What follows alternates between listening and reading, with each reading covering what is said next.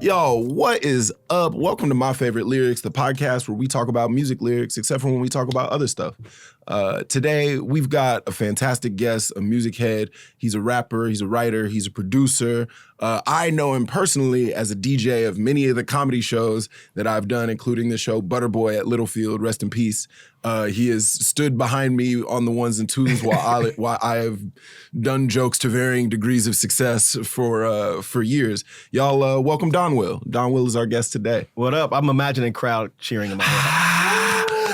Thank you. They going crazy. I'm hyped to be here, man. As you could probably tell, this is me on 3 cups of coffee. Yeah, you know you feeling you in it. You in it. I like the ascot too. That's a nice. Thank you, man. That's a nice touch. Some of y'all are listening at home, but he got an ascot on. It's a nice look. I had to put that shit on for you. I appreciate that. I'm like, they got mad cameras in here. I'm not gonna come in here like I rolled out of bed, bro. That is real. That is a real crazy thing. Is like truly. Remember when podcasts were just audio? Yes. And you could come. I do miss that. Now it's like you have to be on camera because you got to like post the shit all over the place. And now I got to really be like, oh, what am I putting on today? And like, especially I did Sydney and Marie's podcast, and they're both so done up and beautiful. Like I thought I looked good, and then the clips came out and I was like, so y'all wasn't gonna tell me I was the ugliest one? Y'all wasn't gonna tell me there was so much, like, I know they're more beautiful than me, but like, you see it so clearly. Anytime they show up anywhere, you are underdressed. Yeah. You are the worst dressed person in the room. And I thought I looked nice. I put a little sweater on. You look great. I had a watch on. I really was like, I was like, let me put on a little fit. And like when the camera, we just don't have as much available to us. I say this all the time. To do ourselves up in the way that men's fashion is boring as fuck. Well, yeah, well, it's not like boring. No, but there's less made available. Exactly. There are so many different types of like guys on a certain level. It's like, all right, you're doing pants and you're doing a shirt. Yep. You know what I'm saying? But like, and I'm sure the like fashion guy listens to this, he's like, well, you don't know about all the types of pants. There's so many cuts of pants. Yeah, but still, it's like women, when you really see how many different types of shirts and pants and shoes are available to them. Anyway, that's not what this is about. It's not. But yeah, Donwill, welcome to the pod. Thanks for having me. Welcome to the pod, man. It's a thing that I always like to talk to people about when they come on is like, what was the music that like really meant a lot to you, like growing up? Like what brought you into, because obviously you work in the musical field, like what made you point in that direction? Were there like artists that inspired you in that way? I would say I gotta preface this with I'm a man of a certain age, a gentleman of a certain age. Sure. So I remember taping songs off the radio, writing the lyrics down, you know what I'm saying? Mm-hmm. And I think one of the first songs as like a child that I heard that I was like, this is crazy. There was a song called The Pee Wee Herman by a dude named Joeski Love. Yeah. Check it out, party people. I know you've been yearning for a new dance. And then like in the video, he does like the Pee Wee dance. Oh, yeah. Yeah. Okay, yeah. So that song, because I was a kid, that song blew my mind. Yeah. I was like, they rapping about Pee Wee Herman. I love Pee Wee Herman. Yeah. So that, and then like we're gonna take a big leap. Then Too Short and Too Live Crew and Ice Cube. And, of course. Like I'm from the Midwest, so of course I was fucking with East Coast shit because that's where a lot of it was coming from. Yeah. But the Midwest, like Cincinnati, Ohio. Cincinnati. Okay. Yeah. When I heard Too Short, it just felt like conversational. Yeah. It felt like a dude just talking to you. You know what I'm saying? It also was that aspirational drug dealer shit. You know what I'm saying? Cadillacs, gold chains, T-shirts, beepers. I was in it. Hey man, I'll say as a man who grew up in the suburbs in Texas, I hear somebody talking shit about being a pimp, and I'm like, well, that sounds like the coolest thing to do. Yeah, you know what I'm saying? You just got like bad bitches around you all the time, and you got like a lot of rings on. Exactly. I love to live like that. It wasn't complicated. I mean, like back then, rap wasn't super complicated. I mean, you had Rakim, you had Big Daddy Kane, you had like KRS, you had the guys who were just like in it lyrically, killing shit, developing new styles. Mm-hmm. But Too Short was just like, look, man, I got this money. I'm trying to sell these tapes. Look at my sneakers, nigga. We gonna ride around and get this, you know what I'm saying? Yeah, I feel like that's the stuff that, like, to me personally always, like, resonated the most. Yeah. Because I think, and I was like this in comedy, too, where it's like, I never thought, like, I've said this in a bunch of places, but, like, it wasn't that I didn't think that I could be a comedian. It wasn't like I, like, wanted to be a comedian and, like, people were like, you'll never be able to do that. It legitimately did not cross my mind because every comedian that I saw was somebody with an HBO special. Yep. And back then, oftentimes to get an HBO special, you had to be, like, really one of them ones and, like, prove yourself.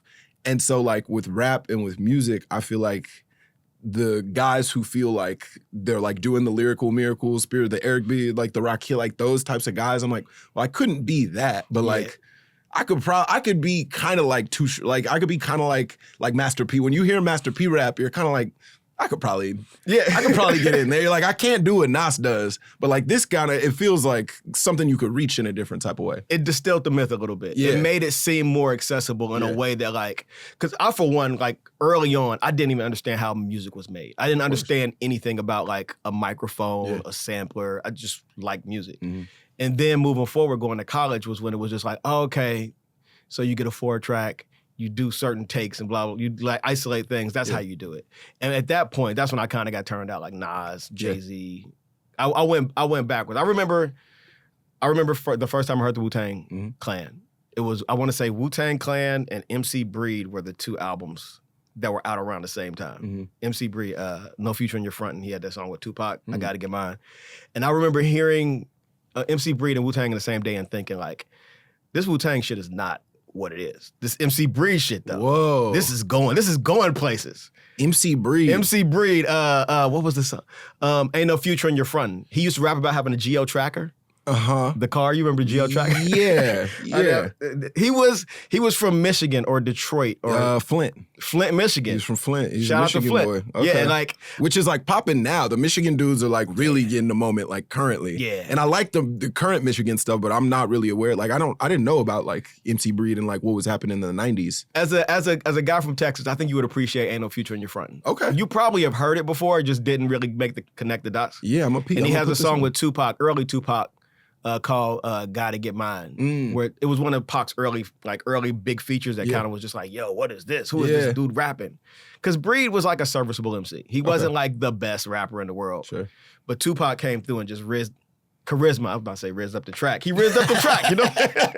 I like you connecting the old with the young. Listen, man. You was like, I was around in the 90s, but I got Riz too. I know about the Riz. I feel like once you like let the slang get away from you is when you truly age. It's happening to me right now. We were talking about this like before the pod started, but you were like, yeah, when music hit a certain point, like at a certain year, it was like 2012? 2012, 2010. You were kind of like, oh, I'm kind of losing my grip on like what's your finger gets off the pulse a little bit. I feel like I'm hitting that literally right now where it's like, I fuck with Playboi Carti heavy. I really like him. I've been following him since his like early days. Fathering him. Yeah. You know what my brain did? Because like he used to be in this clique called Awful Records. Yeah. With this guy named Father. Yo, Awful Records, man. So like the one thing I do, like I didn't mean to cut you off. No, go ahead. But the one thing I do love is like subculture. I love underground shit. Yeah. I'm an underground. I'm like Tanya Morgan, we rap underground shit. Yeah. But like anything happening just below the mainstream, like levels below, I'm into it. Yeah. I'm and that it's like, dude. And they were underground, but then they hit the mainstream a little bit. Father had that big wrist. Yeah. Which like I was really fucking with because I was like, these guys feel like that hit me at the exact right time.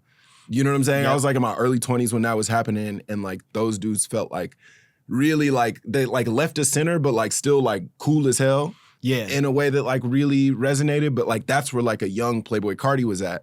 You know, he was like a teenager when like those dudes were like popping. He was like the young, like the little homie in that squad. So I think of Playboi Carti as being signed, he got signed to ASAP. Yeah, that's right. I didn't know he was a part of Awful Records. So apparently, I've heard Father talk about this. Is like basically, like Awful Records was more of like a collective. Yeah, you know what I'm saying. It wasn't like officially like a label, but I think Carti had like started cooking, and they're like, oh, we should like make this like official. We should like get this relationship to be official.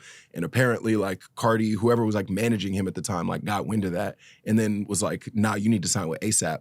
And then he got on with ASAP, and then that probably was the right move. That like brought him to like a bigger audience and like out from the underground in like a way that was good for him. But like to tie the point that I was bringing before about like losing track of it, like where Carti is right now, I think I was like listening to this, I was like, I fuck with this, but I think wherever he goes next, I think I'm gonna be too old for whatever that is. I think I'm like right on the edge of being like, I'm gonna be too old of a nigga like for whatever like the next. Because when he was doing the little baby voice, when he was when I was like, oh, that's clean. Like I was like, what the fuck is happening? And I could still rock with him there. Yeah. When he got to now he's doing kind of like a bronchitis voice. Now he's doing kind of like and I'm like, I'm still there, but I don't know what's next. But I'm almost aged out of like whatever the new nigga shit is. Yeah. I can feel it. I played the album and I sat through it so confused the whole time. And then like the DJ, I was like, who is this nigga screaming? Swamp Izzo. So I had to Google Swamp Izzo. He's like a big dude in Atlanta, I think. Humongous. Yeah. Like not in size, but like his Atlanta influence, I think, is huge. So that made me feel even more out of touch. Right. I think that was regional though. I was gonna say it made me happy that there's still regional shit happening. Because I feel like the internet, at least from my purview, is homogenized shit to the point where everything kind of smoothed it all out. So it's just nice to know that there's still like regional things happening in a way. I think that's mostly gone. I do think it's mostly gone because to me, this is breaking news to me, right? I think I think it's mostly gone. I think if I understand correctly, what Cardi was doing with the Swamp Izzo thing was like reconnecting to like stuff that was probably popping when he was coming up, kind of like when Tyler did like a Gangsta Grills. Got you. You know what I'm saying? When like you got these dudes like reaching back to the past, but it's like now I feel like a lot of artists come out, and I don't think you could easily identify like, oh, like this sound comes from like, oh, this is like you can hear it a little bit, I guess, with like but like I guess what I'm saying is like the artists that like get big, the artists that pop off are not doing a regional sound anymore. I feel like when they're coming up, you could hear it. Like even like me being from Texas, like Travis Scott, Solange, these people are like from Texas, and like if you know Texas music, you can hear the little like influences, you can hear the little like pieces, but overall their sound you wouldn't point to and be like, oh, they're doing some Texas shit, which is probably smart because I think the people that's really doing like Texas sound and rap is like not getting nowhere. Travis Scott, like you don't blow up like that. So I think it's homage in a way, like a nod to those people, but also like looking at people like me who just don't know what's happening regionally. Yeah. In some ways. I mean, I try to stay tapped in and plugged in, but I can't tell you what's going on in Port Arthur. Like I remember UGK was, you know what I'm saying? Speaking of Port Arthur, Tizo Touchdown is he's not from Port Arthur, he's from Beaumont, but that's the same part of Texas. That's all like East Texas shit. I've been thinking like, where the hell is Tizo? And all that to say, like he would, no one would ever like listen to his music and be like, oh, that's a nigga from Port Arthur. That's a nigga from like the same like part of Texas as UGK. Yeah. Because it's like, that's not really how you get like that level of big. But he is very, again, you can hear it when you listen. You can hear it. And circling back to Playboi Carti, like I would have, when I saw him, I had no idea where he was from when he was with ASAP. Yeah. Like I didn't figure out that he was from Atlanta until dumb long after that. Yeah. Because I also didn't really pay much attention to what was going on with him. I just knew that was also in the time where you were kind of taking your finger off. You know, rap is competitive. Yeah, and at a certain point, I'm just like, I gotta focus on me. I can't look at what's happening in the field so much. And that's what's fun about being a DJ, is that now I get to kind of like time travel. Yeah. And go back and pick up the pieces of things that I missed. So like I go to other people's DJ sets and see what songs resonate with the crowd that they play. And I'm like, oh shit, I had no idea. I was just lost, because I was not lost, but I had my blinders on. Whoa. But the thing about the Playboi Carti album that you made me think about is that this feels like a generational chasm in the same way that when Soulja Boy came out. Totally. Remember, it was like young niggas, old niggas, like. Of course, niggas hated Soulja Boy. Because also I was a teenager during this time, so this is hitting me like me and Soulja Boy are like basically the same age. Oh wow, okay. And so I'm in like, I was probably in like 10th grade. Yeah. When that song hit. And like, of course, like it had the 10th grade going crazy. There's a nigga that was also supposed to be in high school who like blew up, had the biggest song, and I knew that old niggas hated it. It was Soulja Boy and the Cool Kids. I remember the Cool Kids. Those were like two Black artists. Mags. Yeah, those were two like groups and like dudes that like I really, really loved, but you could tell like, and that's how you know you're really like onto something, when old niggas start being like, that's not real music. That's not real music. We don't respect, we don't like what you doing. Yeah. Like, that's when you know you're like actually in like a real special space. Yep. And like they both really had the old heads like pissed off. Cool Kids absolutely changed, like I would say Cool Kids changed music as well as Soulja Boy. Totally. Like people and they didn't have the radio hits, so like they're not getting spoken about that way, but like I 100% agree. Go ahead. Now I was gonna say, people overlook them in a way. Yeah. But their contribution is goes unspoken. You know what I mean, it's kind of like it's like that for a lot of people that like take big strides. You know what I'm saying? The like actual person. So oftentimes, I feel like the like person who like is the bedrock of like a movement of any sort, and the like person who gets famous for it is like never. It's like how you hear all those like old nigga baseball players being like, man, Jackie Robinson wasn't even that nice. I knew 30 niggas that was better than Jackie Robinson. Yeah. Like I feel like the cool kids they're like that in that group where it's like, oh, they actually like did set the trend, but like they're not gonna get the credit for doing that. A lot of people that went on to be their successors, like look at them as influences. You know? Exactly. Yeah. A lot of people like, shout out the cool kids. Shout out to the cool kids. Chuck English still doing shit.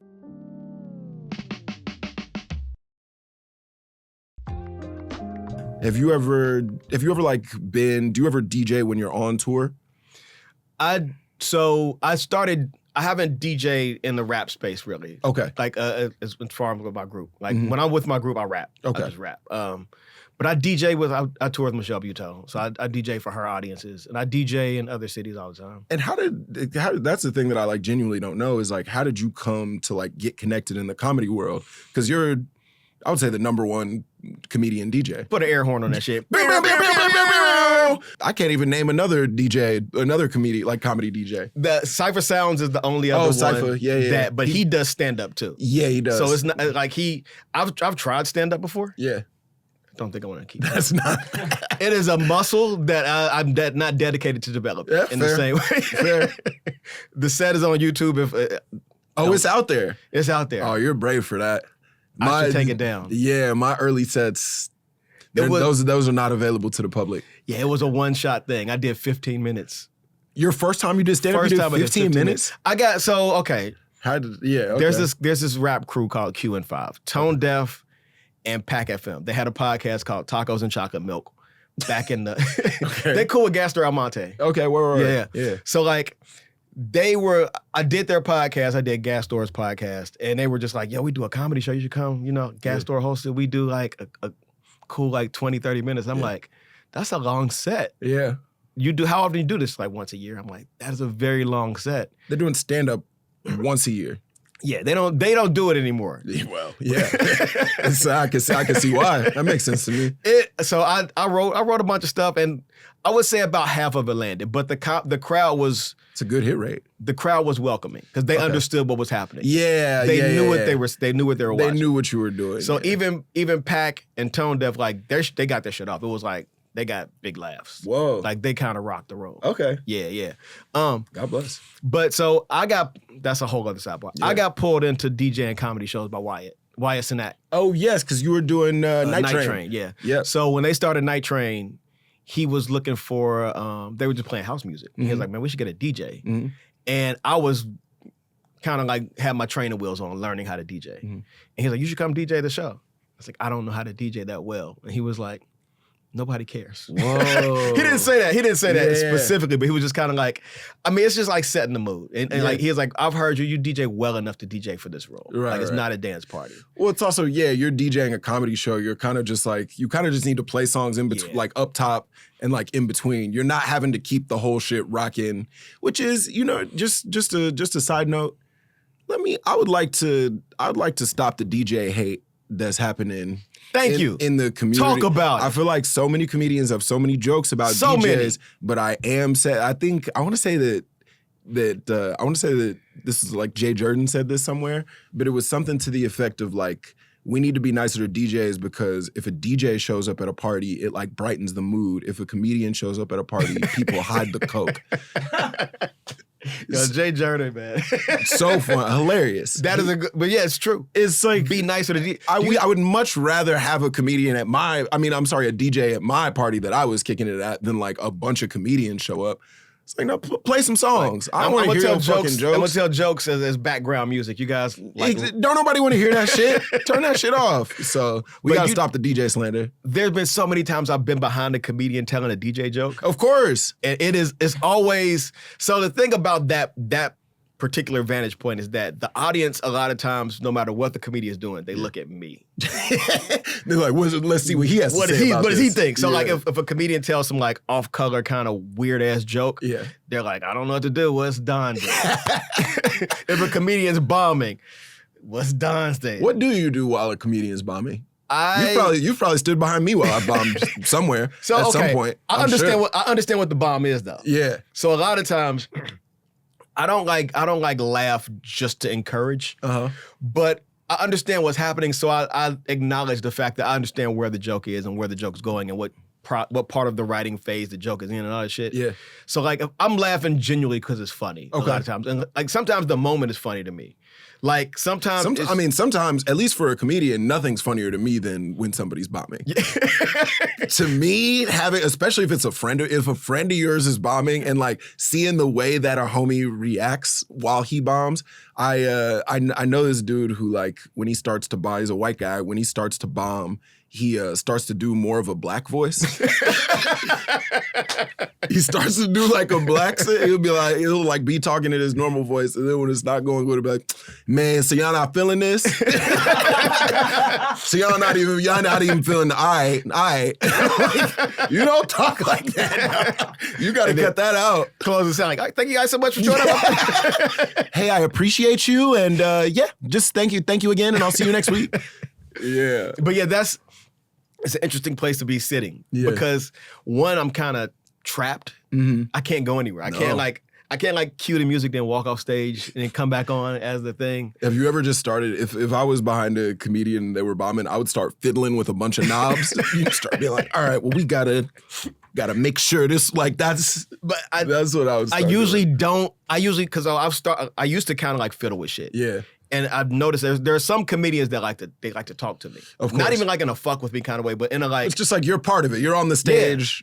Yeah. Like you might need a transition between jokes, and you might just like that might be a moment to be like, "Yo, Don, what do you think?" or whatever. And so you got to stay like alert. If I'm checking Amazon or whatever the fuck, and you ask me something, I'm like, "Huh?" It ruins. Then then you okay. I'm always tapped in. I appreciate. But that. like so Wyatt asked me to DJ Night Train, and from there. I just met everybody. That was like 2015, I think. 16, 17, it was somewhere in there. I did one, when I still lived in Texas, I came up here and did a show. I did Night Train, which like was like, I was geek, like that was like the show. And like, not to get too into like New York City comedy shit, but like that feeling of being like, this is like the show, this is the weekly, like it doesn't really exist in the city in the same way. Yeah. And it like used to be Night Train, and then the Knitting Factory. Yep. And those were like, if you were on those, you were lit. Like you were hyped for the whole week, especially if you was coming from out of town and you got on one of those shows, you were like, oh, I'm up. And like everybody used to come see it. It was like a hang. It was a hang. Like it was really like that. I don't know how we fix it. I don't know how you like make that thing, but like that is something that I like miss from the comedy scene. Well, the way we repair it is by coming to Frankenstein's Baby every other Monday. Union Hall. I would say as terms of like comedy spaces in Brooklyn, Union Hall is definitely pound for pound. I love it. It's a perfect room to do comedy in. I mean, I always like, even now that I'm in a place where it's like, yeah, I could do a Bell House show. I could do a Bell House that fits like, double as many people and like sell more tickets. But like, I just love the way it feels to perform in that room.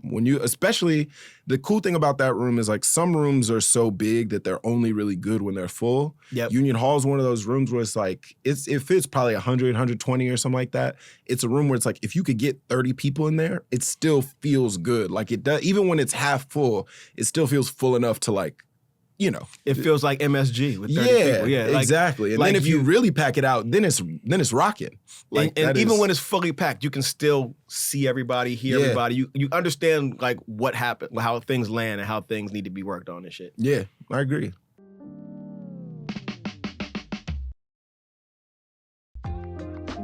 Donwill, while we got you here, you want to talk about some lyrics? Let's do it, man. All right. Let's dig in, man. You brought some really, really fun stuff. You did bring a song by Mystical called Shake Your Ass, which incredible song, but the funniest part of that song to me is at the beginning of one of his verses, his first line is he goes, "I came here with my dick in my hand." Don't make me have to put my foot in your ass. Be cool. And it's like, hey, Mystical, don't come in here like that. No, man. Also, if you look it up, Mystical had some problems. He went to Mystical. Is he out? Is he out yet? No. Because he came in the room with a dick in his hand too much. That's what I'm saying. Mystical has there's been allegations that have been substantiated. He is fully in prison. And I'm like, well, we've isolated the problem. You walking into rooms dick first.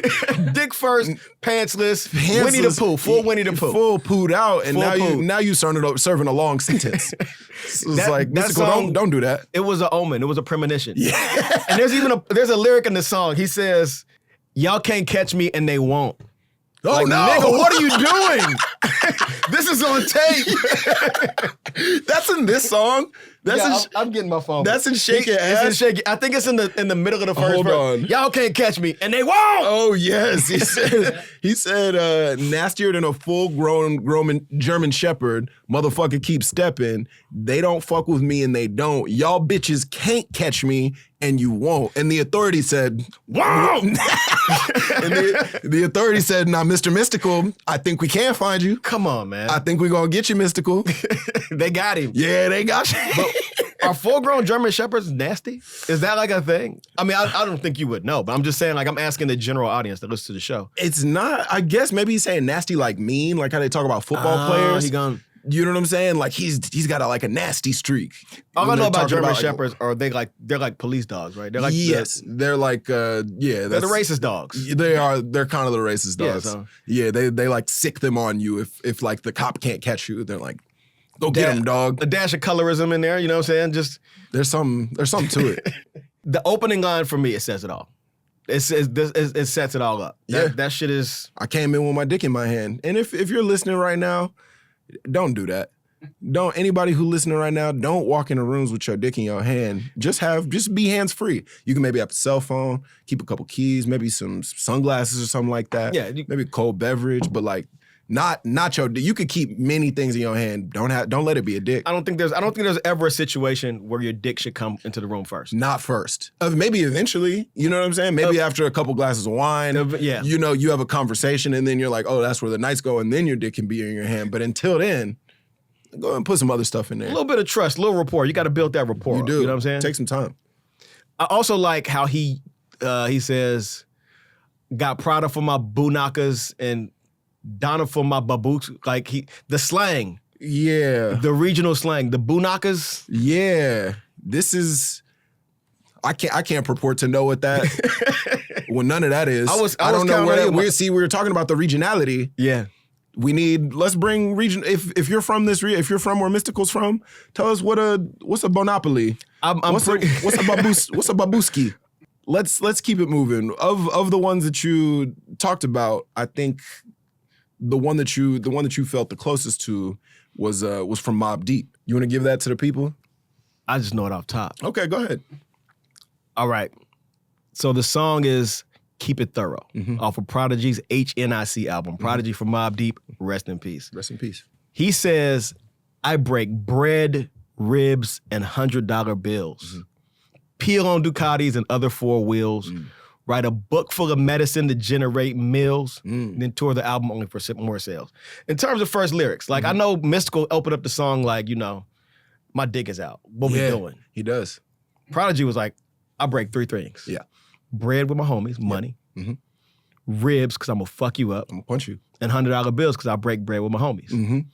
Like, what more do you need? That is a thesis statement for a song. It's letting you know. It lets you know. It's really, I guess, in terms of like letting people know who you are right off rip, they are both doing the exact same thing. You know what I'm saying? Yeah. Like, Prodigy does seem like he was really moving like that. It seemed like he was definitely splitting bread with his homies. He was probably punching niggas in the ribs. Mystical, he was diving in dick first in places that he maybe shouldn't have, or clearly shouldn't have, just based on what the law had to say. Yeah. And like the other thing about this Prodigy song, that is like bone chilling, are the level of crazy threats this man gives. In one lyric, he says, "I'll throw a TV at you. Yeah. I'm crazy. Don't fuck with him." Nah. Don't fuck with him. Nah. And I mean, like, that's also a 1990s television. A 1990s. So them things was huge. Them big booty joints. Them big old, you know what I'm saying? Yeah, built like an Instagram model with the thing with the back had a lot going on. The BBL TV. Yeah, the BBL. The BBL TV, them things, every single one of those weighed 280 pounds. So it's like, if this nigga is picking that up and throwing it at you. And he's like a little dude, man. He's not a big man. He's a tiny person. But he's putting everything that he has in it. This is not no plasma. That shit don't fit up against the wall. Not at all. You gotta buy one of those fucking Rent-A-Center TVs. you gotta wheel these TVs on a dolly. Yeah. You gotta get one of them joints with the wheels, and it's gonna take 2 or 3 men to get it up the steps to put it in your home.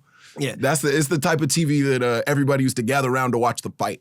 Exactly. Remember when somebody had the big TV? You'd be like, well, that's what we watching the fight at Will's house. We're going to Will's house. Yeah. Everybody going to Will, and you pony up. So everybody got to put in $25 so that y'all can watch the fight. That's the type of TV he's talking about, I'm assuming. Yeah, and that's not the only threat, though. He also threatened to hunt niggas like Poltergeist. Then died. He's hunting somebody right motherfucking now. Yeah. You got to think about that. That's true. Who did he threaten? Yeah. And how is their day going right now? Sure. Probably really bad. Probably really bad. Probably a lot of their shit is falling off the walls and they're like, I thought I had it on there securely. The TV is just jumping off the wall. The flat screen is flying. It's like, I know, man, this fucking TaskRabbit, I thought he took care of this. But nah, it's not the TaskRabbit's fault. Nah, that's Prodigy. That's P. Yeah, he hunts niggas like Poltergeist. Yeah, that's nice. I'd like to imagine that he was like, man, like dying's not gonna be fun, but like, I'm gonna get to hunt a couple niggas. I'm gonna hunt somebody. I'm gonna get to turn somebody's like fucking portraits around backwards at their house and just have them scared and confused. Flicker some light switches. Yeah, and shit, exactly. They're gonna be spooked. Probably was mad Tupac died first because he was like, I was gonna hunt the shit out of that nigga. Yeah, but now they're just kicking it together. Yeah, but at this point, maybe they've had time to talk some of their issues out. They might be beefing in heaven. Man, that'd be ill. That'd be tight. That'd be really tight. Angels beefing in heaven? Yeah. Throwing halos at each other and shit. Just be like, yeah, you thought because we died, you thought it was over? Nah, nigga, like we here now forever. So yeah, exactly. It's like, and we still got problems. It's eternal, nigga. Yeah, I like that. Nan nigga, which is like really... it's a beautiful song. It's beautifully fragrant. Yeah, it's flagrant. It's a freaky ass song. You know what's funny is we had Jay on here, and he was talking about Trick Daddy and Trina. Okay. So it's like yet again Jay Jordan making an impact on the show. Lyrical goat. Yeah. Jay knows hip hop. Bro, he knows his shit. He really does. Yeah. Jay really, really in a way that like he was so in depth about like G-Unit politics from like 2006. He like knew like label issues and like why certain people went to jail in the moment that they did and like who their like homie was that like almost made it but didn't. I don't know if there's anyone in the world who knows as much about musical theater and rap politics as Jay Jordan. The breadth. I mean, truly. Vast. He's vast. Like, he contains multitudes. Truly. There's a lot going on there. But back to the Trick Daddy verse. I mean, this is really just a song where he's being like, ain't nobody doing shit like how I do it. It's like, it's really just talking cash shit. It's doing what rappers do best. Yeah. Which is just being like, ain't nobody doing none of this shit in the way that I'm doing it. They wear more polo than me, girl. Mm-hmm. Nigga had polo. He been had polo. Before Ben had polo. You know what I mean? Like, I don't know if this was happening everywhere, but it's like if you was in the South at a certain period of time, like polo really like, yeah, it took over the whole shit. And I know like there's a version of it that was happening like in New York City, which I think was, at least in the way that I understand it, the way that like the lowheads in New York City were doing it was like kind of like rare and like vintage polo. It was owning whole collections, whole seasons of polo shit. Yeah. In a way that like where I grew up, it was really just like, all right, how much shit can you find that has the little horse on it? We're going to Belk's and buying the whole section. That was really like, I grew up in a Marshall's family. That was like really my dad was always like, all right, so we could go to the mall. We could go to the mall. You could get one like Tracy McGrady jersey. All right. You could do that. Or I could take you to Marshall's. You could get 5 items. They gonna be jerseys of players that like are much less substantial, you gonna get like, this is 100% true. I had a Sharif Abdur-Rahim jersey, but it's because that bitch was like $16. Yeah. And it's like the T-Mac one would have been like $100. And it's like, but it's like, nah, okay, so I'm gonna space this out. I'm gonna get a Sharif Abdur-Rahim, I'm gonna get a Bonzi Wells, and I'm gonna get a fucking David West jersey. That's economical. You know, And like, I'm not even a sports fan, but I know that those jerseys. They were much cheaper. Yeah, because I don't know those names. Well, yeah, exactly, and that's why you know they were cheaper. Exactly. Because if you don't watch the sport, you have no idea who those players. I know T-Mac. Even are exactly, yeah. And that's why his jersey cost $100. Exactly, and so yeah, I feel like if I wasn't getting jerseys, I was going to Marshalls and getting. They had like all the polos for like $19.99, and it was like I would just try to stack up as many of those, and then niggas would have like the polo socks. Like it was truly all poloed out, but not in really like a curated way. Just like I just want to have the brand on, and the polo hat. Like truly, it was wear as much of it as you can. Yes, make sure the colors match. Did you used to stack the socks? I didn't stack the socks. Or was that some 90s shit? I didn't stack the socks, but what I did used to do was I would have the Ralph Lauren polo on, and let's say it was like I had a red one with like a little blue horse.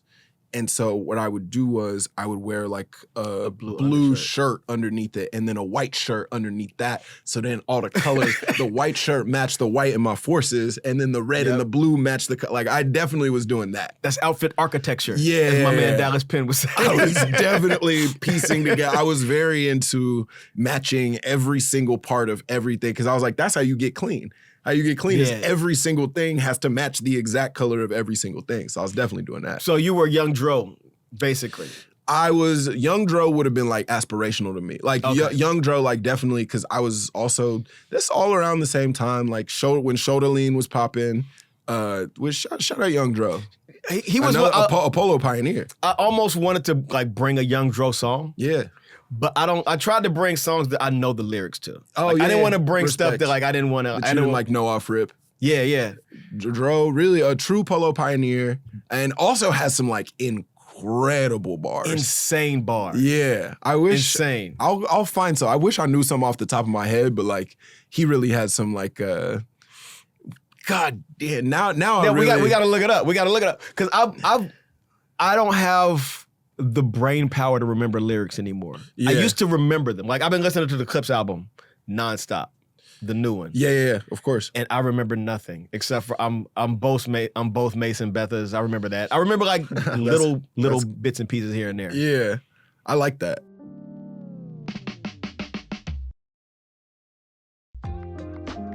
Dro has a line where he's like, my girl got a girlfriend. Y'all bitches barely got a girl, man. Yeah. I was like, true, I'm 15 years old. I'm fully a virgin. But being like, y'all niggas don't got no hoes. His girl got a girlfriend. My girl got a girlfriend. Yes, you're over here flexing some shit that a nigga you don't know did on the track. But being like, really being like, I would be like throwing that subconsciously at my enemies, being like, y'all niggas don't got no girl. I fully never had touched a vagina in my life. 100%. But like through Joe, vicariously. Yeah.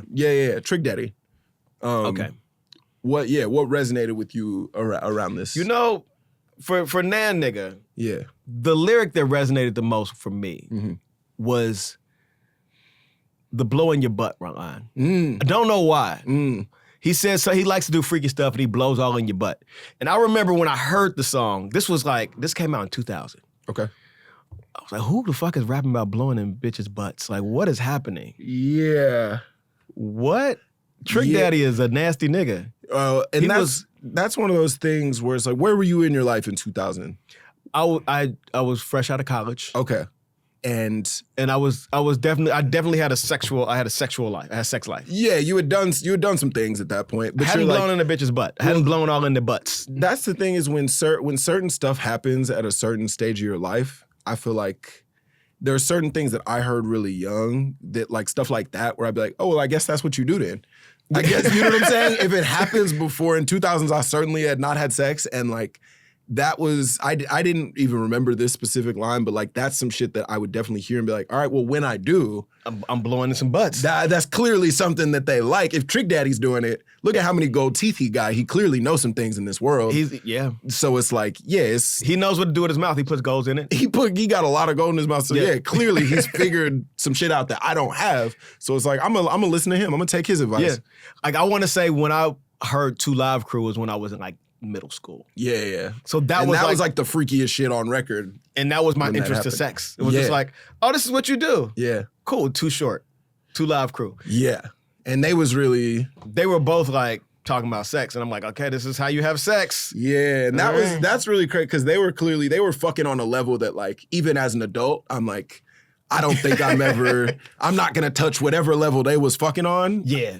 That's probably not even accessible to me. And so but hearing that as like a little kid, it's like they're starting on the highest level of difficulty. You ain't even started playing the game yet.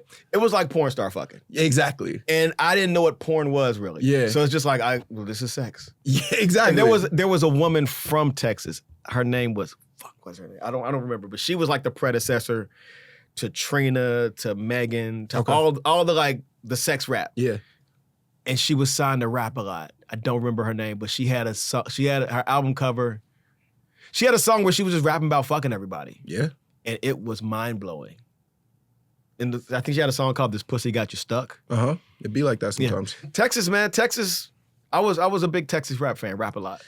Hey, man, truly, and I feel like now it has like started to get its shine, but I think for a very long time. Choice? Is that the rapper? Choice! Yeah, is that? Choice! Yeah. Yes, oh my God. Mm-hmm. I got to play that shit on the way home. Yeah, man. I wish I had some Choice lyrics for you, but I don't.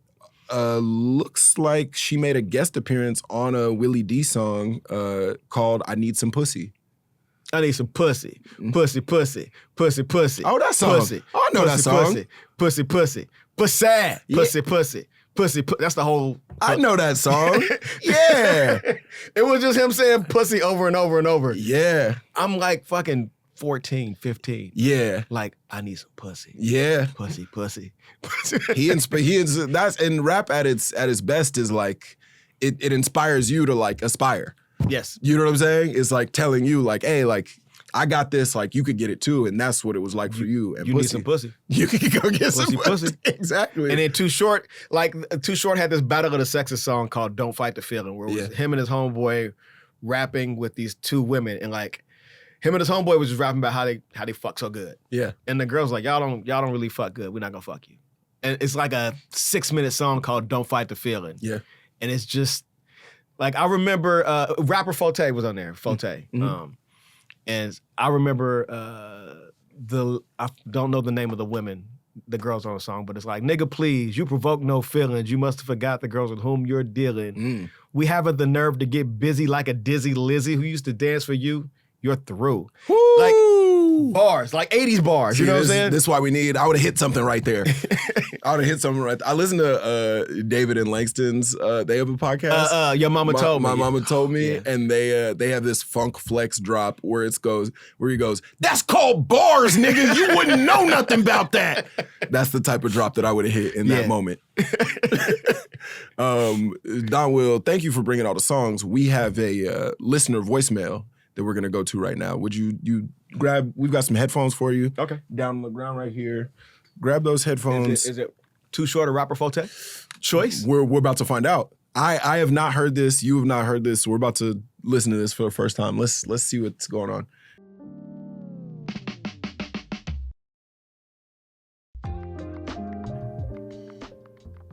Okay, so this is Nadia from Philadelphia. What's up? And the lyric that always gets me is On to the Next One, Jay-Z song. He says, trading the gold for the platinum Rolexes. Now a nigga wrist messes stabs in my records. Used to rock a throwback, balling on the corner. Now I rock a tailored suit, looking like an owner. No, I'm not a Jonas, brother, I'm a grown-up. No, I'm not a virgin, I use my cojones. That always got me. Like, oh, God. It makes me laugh. Those damn virgins. Purity ring shit. Yeah. Yo, shout out Nadia. Thank you for that one. I do. I remember that specifically because that was on Blueprint 3. Yep. Blueprint 3 came out, I think, my freshman year of college. And so it's like, and I remember everybody hated Blueprint 3. That was the one with the 3 bars and white cover, right? Yeah. That was Blueprint 3. Everybody hated it, but like I was still a teenager, so I didn't have the same association with like 90s and like early 2000s. You didn't hear Reasonable Doubt when it came out. Exactly. Okay, yeah. Like Reasonable Doubt, like I was truly like a little kid when that happened. Like my big brother is 12 years older than me. Shout out Reg. My big brother's 12 years older than me. And so he like had a different relationship with Jay. Like I knew the Jay-Z radio songs, but like I wasn't really rocking. So like by the time Blueprint 3 came out, I was like, these songs are good. I was like, these songs are good. They got Kid Cudi on there. I like Kid Cudi.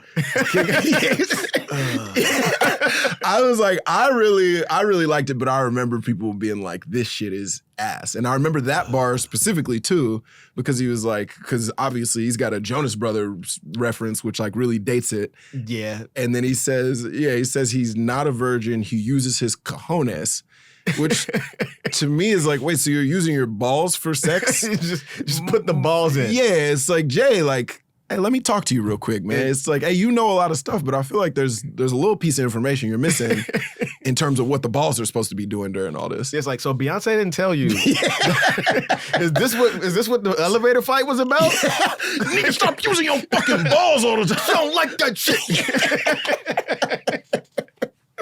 But yeah, that lyric in that album. So I don't dislike Kid Cudi. I like his music. Okay. I just didn't like that song. Yeah. That was one with Kid Cudi and J. Cole, right? Every day a star is born. Oh, was Kid Cudi on that one? Or was that Mr. Hudson? Mr. Hudson, holy shit. Yeah. I brought back Mr. Hudson. I just got in the time machine. I'm now, I got a fucking long ass button down on right now. Yeah, now it's business casual at the club hours. These ain't Diesel, these is a Visu. Cudi was on Already Home. That's Already the one Home. they want me to stop. Yeah. They want me to okay. go. I'm already home. I remember. I like that song. The problem I had with that song was the Kanye snare. Oh, the drums. Kanye had this thing where he was forcing that thin clappy snare on shit. It's not a snare, man. Yeah, I don't want to hear that. That's not. I like everything you? about the beat except for that. Interesting. But it made it hard to listen to. I'm very nitpicky when it comes to. So were you? I'd imagine if I could guess, I would imagine you were a nigga who really was not rocking with Blueprint 3 as it happened. What else was on there? That one had DOA. It had Run This Town, which is a song that I really loved. The fucking the ducks. Quack, quack, quack. I was like, why are there ducks on this song? Why are there ducks? I was into it. I was fully on board. It had Empire State of Mind. Yeah, okay. Which of course, so like that alone makes this like a huge hit album. It does. It had On to the Next One, another song that I liked. All right. With the Swiss Beats. Oh, it had a Drake song on here. I'm actively realizing this is not my favorite Jay-Z album. Yeah, of course. Wait, what was the Drake song? Was off that, right? Off It that. was where they say we off Tim's. We off that. We off that. Oh, it's a Timbaland. Yeah. Because I think in the song they say something about not like being off of Timbalands. Interesting. And I'm like, it's New York. They'll never be off Timbalands. Also, it's literally a Timbaland produced song. That might be a subtle jab. on a song that he helped make. Yeah. That also had Hate with Kanye West, which is a song I didn't I kind of liked Hate. You liked Hate? It was weird. I liked it had So Ambitious, which I'm so ambitious. Anything Pharrell does, I'm in. I really liked that. Oh, and then the Mr. Hudson song was Forever Young. Oh, God. With yeah, nah, man. I want to be forever young. As I'm going through, and this was a slick 15 tracks, which is like tame compared to like what albums are now. I feel like so many albums now are 24, 26, like. This was still, how much music can we fit on a CD? Yeah, exactly. And it's like, this was 15 tracks, and I'm like, I'm looking at it. I liked the vast majority of these songs. It had a song called Thank You, which Thank You was crazy. I also really, really fun. I still like this album. Honestly, Thank You makes the album worth. Thank you. You're far too kind. Yeah. That fucking third verse. Hey, man. Was this the album that was on the Samsung phones? No, that was a little bit later. That was Magna Carta Holy Grail. I actually like Magna Carta Holy Grail. See, now that's a Subway take. that's a Subway take, and and 100% disagree. I think if that album wasn't on the Samsung phone, we have a different conversation about it. Maybe. I didn't even have a Samsung phone, and I was still pissed off about it.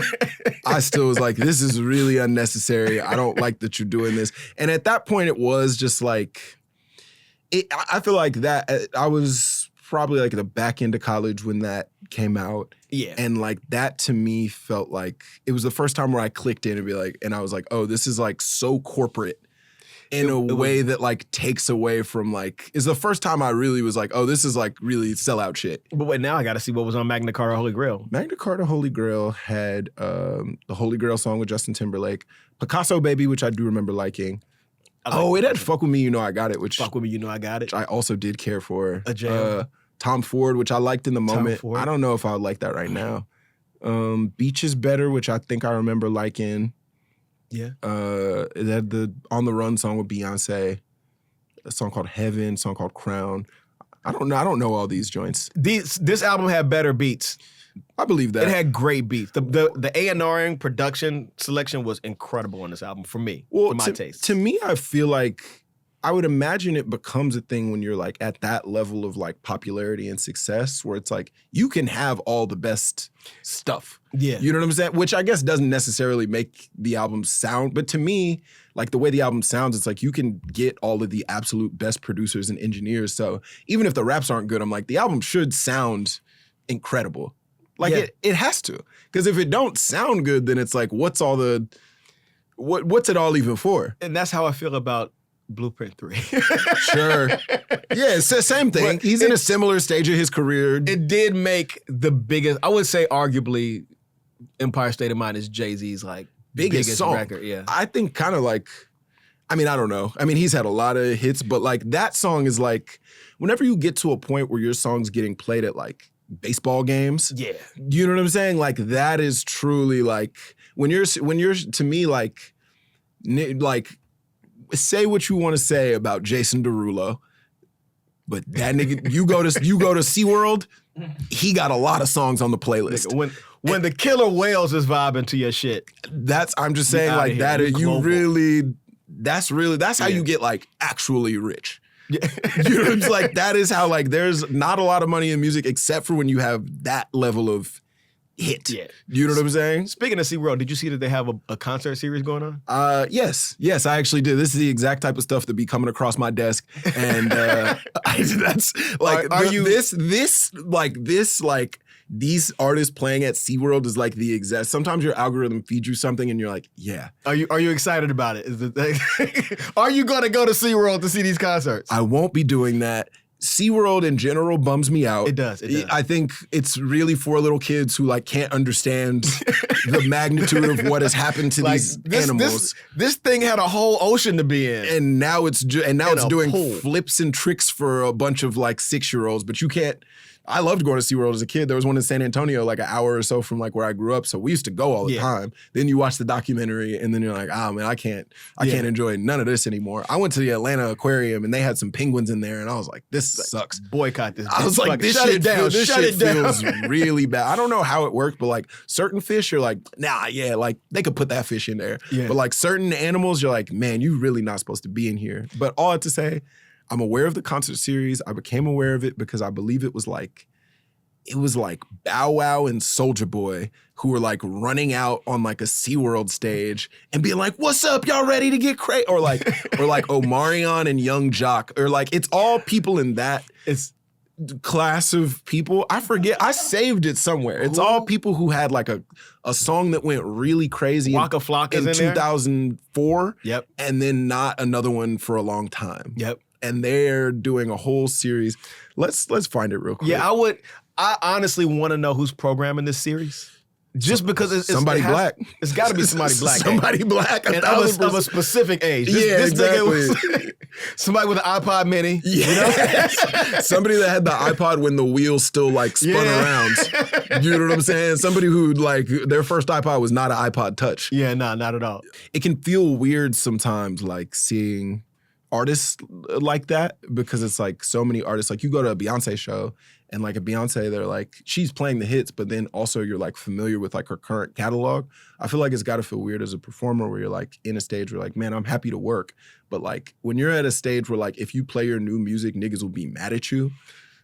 Yeah. You know what I'm saying? If you go out there, if Bow Wow plays a brand new song, you're like, hey, man. Hey, we didn't come for this, man. Come on, go ahead and put on Let Me Hold You real quick. Get your shit off, but get back to the fucking shit. We're going to need... It's the Will Smith conundrum. Have you been seeing his shit roll out? He's like, nobody wants to hear the new music. And he's like, no, we got some new music. He's doing his best, man. He is. And I would say, you know, for Will Smith being what it is, he's kind of bodying shit.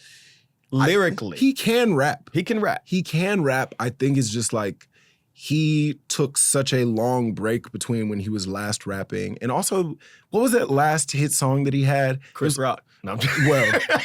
No, I'm joking. Well. What was the last? He had one last hit song before he like stopped rapping. If it was tied to everything he's done has been tied to movies for me. It was called like Switch or Jump. It was called Switch. Switch. And it was like boom, boom. Yeah, boom, and that was the last one. Boom. And the thing about Will Smith as a rapper is like, I think for rap fans, like Will Smith was somebody who like hit me at such the right time because I'm a child.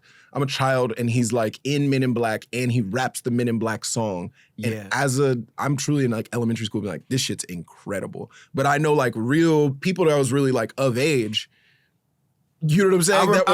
I remember Will Smith's brand new funk. I remember like learning all the words to the song, watching the videos. Yeah. Like I remember this shit vividly. So like we both have a affectionate connection to Will Smith's early. Like we both had like a good formative memory of him. Yeah, but like real like rap heads were like, this shit sucks. Yeah. This is terrible. And so now he was already kind of on a loose footing in terms of like where he like landed in like the rap stratosphere. But I feel like now him like coming back, I feel like people are like, well, we didn't love you really as a rapper before, and now you're trying to come back. It's just like just make one more banger movie. Yeah, like it's just do a movie and make a summertime to go with the movie, and we're fine. And we're cool. You don't have to show up in London and do like the big circle rap thing that you were doing. I just don't like his whole songs about like his whole new songs about how he likes pretty girls. Yeah. Hey, the internet keeps trying to fix it. They're like, it was just the beats. So my homie Michael Christmas he was one of the ones. Shout out to Michael Christmas. Yeah, shout out to we're trying to get him on the show. But he was one of the ones who made the recommendation that it needed to be sped up or slowed down. What I saw that he was like, yo, it's either too fast or too slow. And I was like, oh shit, you broke the code on this. Yeah. And then I saw people just trying to like remix it. Give it new beats. They put Michael Christmas on the official remix. Like he has a credit on the official remix on Will Smith like actual Spotify. Are you serious? Yeah, 100% true. Oh my God, Michael Christmas, man! Shouts to you, man. Yo, shouts to Michael Christmas. We got to get out of here, but Donwill, thank you so much, bro. Thank you. This has been a great episode. I appreciate you bringing the lyrics. And is there anything you want to tell the people about? Anything you want to plug before you get out of here? Yeah, I got my podcast. Yeah, The Almanac of Rap. Season 4 is coming soon. Yeah. Don't know when, like maybe in the next month or so. Word. Also, my Substack, donwill.substack.com. Hell yeah. If you want to hear about new music or random news and shit, that's where it's at. Hell yeah. Go check Donwill out. And also, go find me on tour. I'm going to be in a bunch of cities. Go to my Instagram. Go check it out. Go like and subscribe if you don't already to this podcast. And we'll see you next time. Thanks, y'all. Peace. My Favorite Lyrics is a production by Disco Nap. If you guys like what you hear, leave a review and tell a homie about the show. And make sure to follow us at My Favorite Lyrics Pod on all social platforms, except for Twitter. We offer that. You can learn more about this week's guest and the My Favorite Lyrics team by checking out the show notes. And thank you to the guys that made this show happen. Our executive producer, Lauren Mandel, our associate producer, Carmen Kerrigan, Chris Mueller, who engineered the episode. We'll catch y'all next week.